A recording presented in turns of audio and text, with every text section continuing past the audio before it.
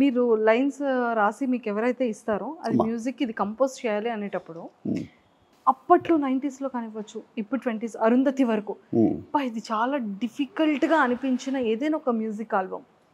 అరుంధతి కూడా కొంచెం డిఫికల్ట్గా అనిపించింది. ఎందుకంటే స్టోరీ ఇట్ సెల్ఫ్ న్యూ. ఒక అరుంధతి ఒక క్యారెక్టర్, ఒక గద్వాల్ సంస్థానంలో ఆవిడ ఉన్న క్యారెక్టర్. ఆవిడ మీద ఒక పాట కావాలంటే ఇది ఒక థీమ్ సాంగ్, ఎంటైర్ మూవీ వస్తుంటుంది ఆ సాంగ్. ఒక థీమ్ సాంగ్ కావాలంటే దానికి మటుకు చాలా హార్డ్ వర్క్ చేశాను నేను మొత్తం. కానీ ఎంతైనా నెరేట్ చేసే విధానం కరెక్ట్గా ఇంజెక్ట్ చేయాలి. ఫస్ట్ ఆఫ్ ఆల్ డైరెక్టర్ అనేవాడు లేకపోతే రైటర్ అనేవాడు మాకు స్టోరీ చెప్పడం కానీ కరెక్ట్గా ఇంజెక్ట్ చేస్తే మ్యూజిక్ ఆటోమేటిక్గా వచ్చేస్తుంది. అంతే, కరెక్ట్గా దిగిపోవాలి అంతే.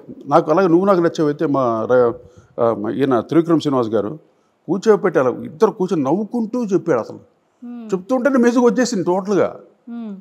అన్ని సాంగ్స్ హిట్ కదా దాంట్లో. అలాగే నువ్వే కావాలి కూడా అలాగే వాళ్ళు సేమ్ త్రివిక్రమ్ శ్రీనివాస్ గారు అండ్ విజయ్ భాస్కర్ గారు డైరెక్టర్.